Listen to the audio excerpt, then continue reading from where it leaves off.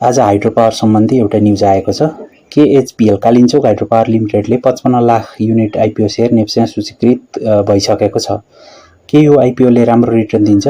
कति मूल्यमा ओपन हुन्छ? कहिलेबाट कारोबार सुरु हुन्छ? आजको भिडियोमा पुरा डिटेल्स सहित जानकारी दिन्छु। भिडियो अन्तिमसम्म हेर्नुहोला। कालिन्चोक हाइड्रो पावरको कुल 55 लाख इकाइ सेयर नेप्सेमा सूचीकृत भएको छ। यसमा प्रमोटरहरूको सेयर र सरसरलाई जारी गरिएको सेयर दुवै समावेश छन्। अब ओपनिङ रेन्ज कति छ भन्दाखेरि पहिलो कारोबारका लागि ओपनिङ प्राइस रेन्ज रु 100 देखि रु 300 सम्म तोकिएको छ।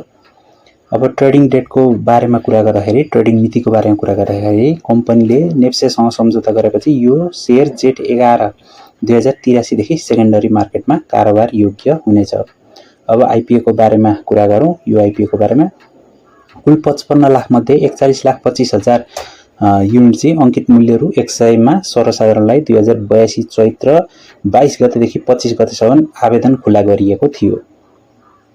अब यो सेयर नेप्सेमा केएचपीएल सिम्बल अन्तर्गत चाहिँ कारोबार हुनेछ। अहिले हाइड्रो पावर कम्पनीहरूको कुरा गर्दाखेरि सेन्टिमेन्ट राम्रै छ। धेरै लगानीकर्ताहरूले केएचपीएललाई पनि राम्रो सम्मान भएको कम्पनी मानिरहेका छन्। तर बजारको अवस्था, पानीको उपलब्धता र कम्पनीको प्रोजेक्ट प्रगति हेरेर मात्र लगानी गर्नुहोस्। यो आइपिओमा आवेदन दिनुभएका साथीहरूले अब के गर्नुपर्छ भन्दाखेरि मेरो डिम्याट खातामा सेयर आएको छ कि छैन चेक गर्नुहोस् र जेठ 11 पछि बजार खुल्दा कसरी बेच्ने वा होल्ड गर्ने भन्ने पनि प्लान बनाउनुहोस्। के तपाईलाई केएचपीएलमा लगानी गर्न मन छ? कमेन्टमा आफ्नो विचार लेख्नुहोस्। यो खालको लगानी सम्बन्धी नयाँ अपडेटका लागि च्यानल सब्स्क्राइब गर्न नभुल्नुहोला। लाइक र शेयर पनि गर्नुहोस्। धन्यवाद।